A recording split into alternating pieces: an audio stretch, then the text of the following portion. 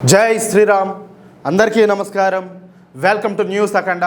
నేను మీ కస్తూరి శ్రీధర్. మిత్రులారా, పవిత్రమైన పుణ్యక్షేత్రం హరిద్వార్లో అధికారులు ఉగ్రరూపం చూపించారు. కోర్టు ఆదేశాలను అసలు ఏ మాత్రం కూడా పట్టించుకోకుండా చుట్టుపక్కల ఉండేటటువంటి సామాన్య ప్రజలకు సౌండ్ పొల్యూషన్ తో నరకం చూపిస్తున్నటువంటి 94 లౌడ్ స్పీకర్లను అధికారులు దాడులు చేసి మరి పీకేసి అవతల బారేశారు. పర్మిషన్ లేకుండా విపరీతమైన సౌండ్ పెట్టి ఇరుగు పొరుగు వాళ్ళను ఇబ్బంది పెడుతున్న శక్తులకు ఇది చెప్పాలంటే మైండ్ బ్లాక్ అయ్యే గట్టి హెచ్చరిక. తప్పు చేస్తే ఎంతటి వాళ్ళైనా సరే చట్టం ముందు మోకరిల్లాల్సిందేనని చెప్పేసి అధికారులు ఈ యాక్షన్ తో అయితే నిరూపించారు. నిజానికి ఈ లౌడ్ స్పీకర్ల గొడవ, అలాగే ఈ మైకుల సౌండ్ల సమస్య ఈ రోజే కొత్తగా వచ్చింది కాదు.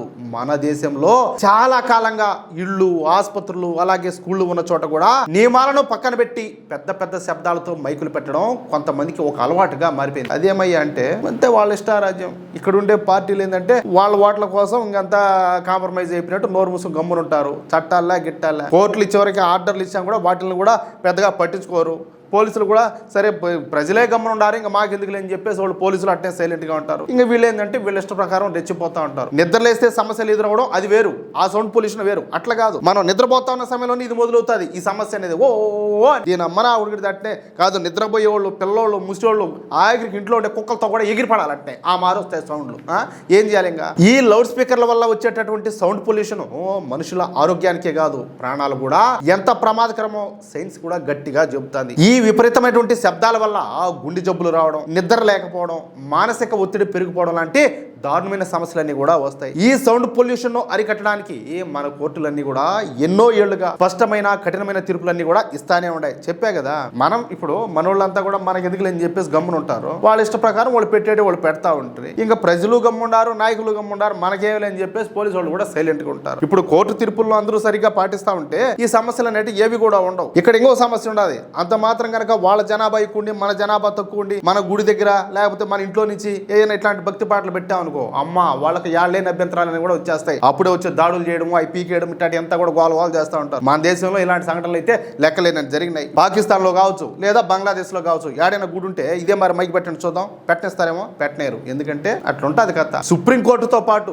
వివిధ హైకోర్టులు ఇచ్చేటువంటి తీర్పుల ప్రకారం రాత్రి 10 గంటల నుంచి ఉదయం 6 గంటల వరకు మైకులు అస్సలు వాడకూడదు. పగటి పూట కూడా జనాభా ఉండే ప్రాంతాల్లో సౌండ్ చాలా తక్కువగా ఉండాలని చెప్పేసి పక్కా రూల్స్ ఉన్నాయి. కానీ గతంలో ఉన్నటువంటి కొన్ని ప్రభుత్వాల ఓటు బ్యాంకు రాజకీయాల వల్ల, పిరికితనం వల్ల అధికారులు ఈ కోర్టు తీర్పులను అమలు చేయడానికి చెప్పాలంటే వణికిపోతా ఉన్నారు, అలాగే వెనకడుగు వేస్తా ఉన్నారు. దీనివల్ల ఈ ముసలోళ్ళు కావచ్చు, జబ్బులతో ఉండేవాళ్ళు, ముఖ్యంగా ఎగ్జామ్స్ టైంలో చదువుకునే చిన్నపిల్లలు చెప్పాలంటే నరకాన్ని అనుభవించారు. ఈ మధ్య కాలంలో ఈ సైరన్ పెట్టేది ఒకటి నేర్చుకున్నారు. కొన్ని కిలోమీటర్ల దూరం వస్తుంది ఆ సైరన్. అయితే ఎవరేగని ఎంత గాఢమైన నిద్రలో ఉన్నా కూడా ఖచ్చితంగా మెలకు వస్తుంది. ఆ విధంగా సైరన్ కూడా పెడతారు. ఎట్లా తయారైందో చూడండి సిస్టమ్. ఊరికే మైకులు పెట్టి అరవడం వల్ల ఎవరికి కూడా మనశ్శాంతి అనేది లేకుండా పోయింది. అయితే కేంద్రంలో ఎప్పుడైతే ప్రధాని నరేంద్ర మోడీ గారి నాయకత్వంలో పక్కా జాతీయవాద ప్రభుత్వం వచ్చిందో అప్పటి నుంచి ఈ సౌండ్ పొల్యూషన్ నియమాలను పక్కాగా అమలు చేయడం పైన ఫోకస్ పెట్టారు. పర్యావరణ నియమాలను, అలాగే కోర్టు ఆదేశాలను ఖచ్చితంగా పాటించాల్సిందేనని చెప్పేసి మోడీ ప్రభుత్వం రాష్ట్రాలకు స్పష్టమైన ఆర్డర్లు అయితే ఇచ్చింది. మామూలుగా బీజేపీ పాలిత రాష్ట్రాలు ఉన్నాయి కదా, అక్కడ ఖచ్చితంగా అమలు చేస్తారు. కానీ ఈ సూడో సెక్యులర్ ప్రభుత్వాలు ఉన్న చోట అవైతే అమలు కావడం లేదు. ఈ విధంగా కోర్టు ఆదేశాలను ఖచ్చితంగా పాటిస్తున్నటువంటి రాష్ట్రాలలో ఉత్తరప్రదేశ్ ఒకటి. బెస్ట్ ఎగ్జాంపుల్ అయితే అదే. యూపీలో ముఖ్యమంత్రి యోగి ఆదిత్యనాథ్ గారు ఎటువంటి మొహమాటం కూడా లేకుండా కోర్టు తీర్పుల ప్రకారం అన్ని మతాలకు సంబంధించిన ప్రార్థనా స్థలాల నుంచి వేల సంఖ్యలో లౌడ్ స్పీకర్లన్నీ కూడా పీకించేసి దేశానికి ఒక సింహ స్వప్నం లాగా నిలబడినారు. ఇప్పుడు అదే స్ఫూర్తితో ఉత్తరాఖండ్ లోని హరిద్వార్ అధికారులు కూడా రంగంలోకి దిగినారు. మన పవిత్ర హరిద్వార్ పుణ్యక్షేత్రంలో ప్రశాంతతను కాపాడడానికి కోర్టు రూల్స్ అమలు చేయడానికి గట్టి నిర్ణయం అయితే తీసుకున్నారు. ఈ దాడుల్లో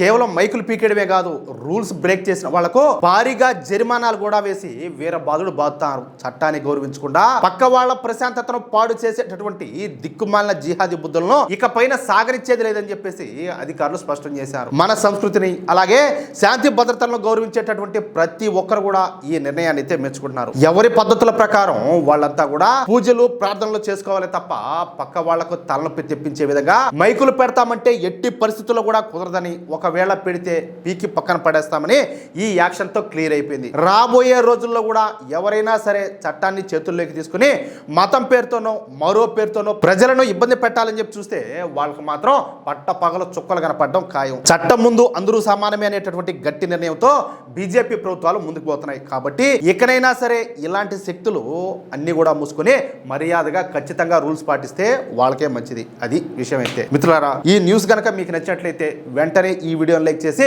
మీ మిత్రులకు అలాగే మీరు ఉన్నటువంటి వాట్సాప్ గ్రూపుల్లోనూ షేర్ చేయండి. అలాగే ఉత్తరాఖండ్ బీజేపీ ప్రభుత్వం తీసుకున్నటువంటి ఈ నిర్ణయం పైన మీ అభిప్రాయం ఏంటో కామెంట్ రూపంలో తెలియజేయండి. ఇంకో విషయం ఏంటంటే, ఇంతవరకు మీరు కనుక మన ఛానల్ను సబ్స్క్రైబ్ చేసుకున్నట్లయితే ప్రతి ఒక్కరు కూడా మన ఛానల్ను సబ్స్క్రైబ్ చేసుకోండి, సపోర్ట్ చేయండి ప్లీజ్. జై శ్రీరామ్, జై హింద్, భారత్ మాతాకి జై.